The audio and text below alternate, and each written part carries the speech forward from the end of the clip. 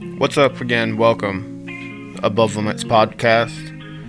We have a lot to talk about with the Capitol siege, Trump protesters against the congressmen and police, etc. Um, we had Trump get banned from Twitter because of uh, those actions and the supposed incitement from him to take over the Capitol. Now, the thing about the siege is that there is evidence to be shown, which the mainstream media will automatically tell you it's baseless or there is no evidence, and just make statements of the contrary. But they were let in, basically just let in. When they got in, they're like, okay, what do we do next? And these are all people who believe a certain way. They believe in the process of the United States and it being fair and it being on the up and up. And from what I'm seeing and what many people see, it wasn't on the up and up and it wasn't fair. So, many people not understanding how the government works could understand that this is what you're supposed to do. When you have irregularities in the election and what seems to be corruption within the government, you're supposed to do something about it. That's kind of the American way, the way we do things. And many politicians out there, including Ted Cruz, who I was really getting excited for his taking the initiative of leading the fight against the corruption, calling these people terrorists. Okay, well, one thing when we talk about these things is we need to start being real. Okay. You've had for months protesting of Black Lives Matter and whatever, just a different side, the opposite side of what was protested on the Capitol, and many people called those people terrorists. But when you think of terrorism, you think of like people holding people hostage and executing people and planting explosives and different things like that. You don't see, I don't know if there was 1 million people there on the Capitol, but there was a lot of people there on the Capitol, and just sheer numbers. When they were allowed into the Capitol building, I mean, for the most part, there was vandalizing there. That can't be disputed. But they didn't burn it down. They didn't just it was a little bit different compared to the destruction of businesses that were done under Black Lives Matter and the opposite protesting.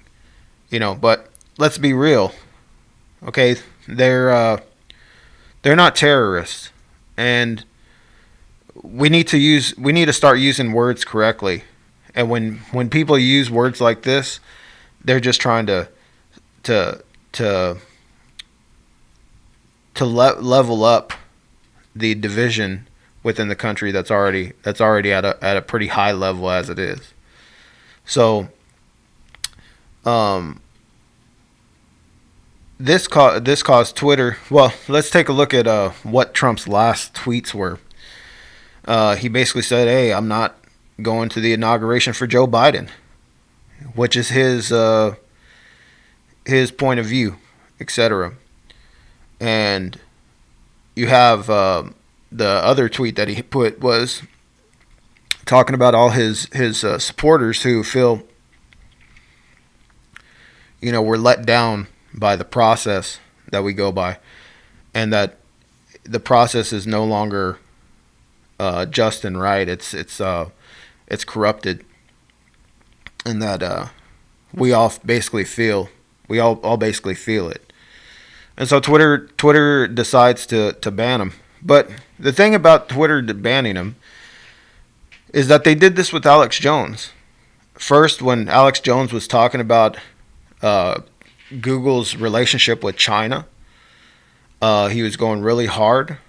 I made videos about this when it happened. He was going really hard at China, and a week, 2 weeks later, he's being pulled off of Apple first, and then the rest of the tech monopolies followed suit. Which, if you think that there's no negotiating or partnership between all the tech monopolies, you're wrong. There is. They're definitely communicating with each other, and they easily follow each other's lead.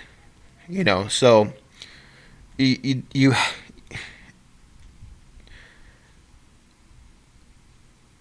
when all that was happening, also there was a big issue with being able to process payments, which basically meant that there was a monopoly on the payment processing. I think there was only like two places you could process payments, and those people, one of them was Stripe, which is owned by Twitter, were not allowing certain platforms, people that were deplatformed, be able to use those services. Therefore, taking away their ability to be able to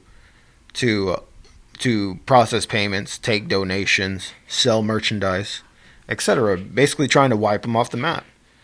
And this is something that should not be allowed. This is something that is a threat to free speech. This is a threat to information. Because what is Twitter? Twitter is the fastest way for you to get up-to-date information in real time of what's going on out there. If something's breaking, you'll see it on Twitter if you follow the right feeds. And if you cut off the information flow, or if you basically curate what is valid information versus what is not valid information, instead of letting people decide for themselves, and they're saying, well, people will take this misinformation and go commit violent acts and stuff like that. It's like I think that's a small number of very versus, and if you put it to ratio, it'd be a very small numbers that would occur. So basically, you're being told what to do and it told what to believe, and if you don't believe it, you will not exist. And then Twitter does this thing where they put out some posts where they're like, there's no manipulation, or people are not leaving. It's we periodically check to see if people are fake accounts, etc. You know what I mean? And they've done that to my account. I've made a video about it where they basically ask me to enter in my information, and they send a text to my phone, and I have to send some type of verification code. And every time it's happened is whenever I've retweeted the president or commented on the president's post. Kind of peculiar, right? Oh, the president puts up a controversial post and you comment on it and you support what he's saying, or you believe in what he's saying, and you're automatically gonna be flagged and have to verify your account. And the first time it happened, I couldn't get a response text, or the little verification code text, for almost a week. And this is supposed to be coincidence. This is supposed to be on the up and up. No, they're trying to silence you. They're trying to get you off the platform. They're trying to change your behavior, which was once seemed normal. And people get upset. People get angry. And here's the bottom line. Me personally, year 2021, I'm searching for peace. I'm searching for peace of other people. I'm searching for peace of my fellow man. But we need to be real. War is a natural instinct of man. War is something that man does from time to time. So, people saying that well, these people are terrorists. No. These people feel a certain way, and when a natural instinct is when you're being oppressed is to stop your oppressor, to go after him hard until he's defeated. And that's what war is. War is their side versus your side, and the winner takes the spoils. The winner is the winner. The loser is the loser. And if this happens, no matter whose side it is, the country will never be the same. Why I wouldn't automatically go on the side of the right is because I don't know what they're up to. Might not believe in everything they say. Who's gonna lead it? Who's the leader of this movement? But the left, which seemingly is with this COVID-19 and etc., seems very suspicious. With now the Democrats holding all three branches of the government in very contested and close races,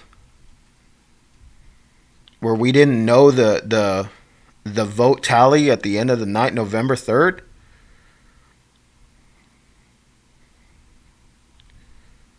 This is why people are upset. We are not dumb. And, in the Constitution where it says, to fight all enemies, foreign and domestic, that's real. There are definite people within this government who do not give a shit about you.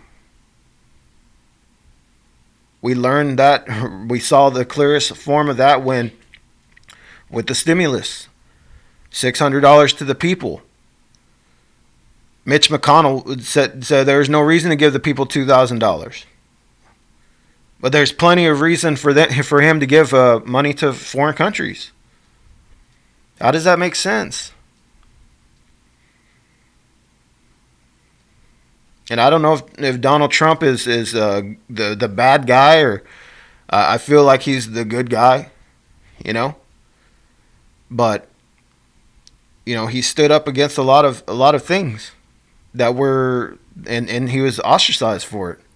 And now at the end of his presidency, they want to kill the fact that he was the 45th president of the United States, and that Joe Biden got more votes than Barack Obama. Give me a break with that. Joe Biden didn't even campaign. Supposedly that cost Hillary Clinton the presidency. Her not campaigning at the end. And Joe Biden was hiding in his basement because of his son's laptops and stuff. He got more votes than Barack Obama. Go around and ask people that are on this truth movement if they voted for Barack Obama. You're going to find that they did the first time. I voted for Barack Obama the first time. Barack Obama was able to pull the wool over people to get their votes. And you're saying that Joe Biden did more when he was, touching little kids and, can't even speak? Come on, dude. It doesn't happen. But this is the reality we live in. And, it's all an illusion of everything's on the up and up. It's all an illusion that the Democrats are going to fix everything. They're not. But your country 4 years from now is going to be way different than what it was. And some of us may not make it. Some of us may be persecuted because of it.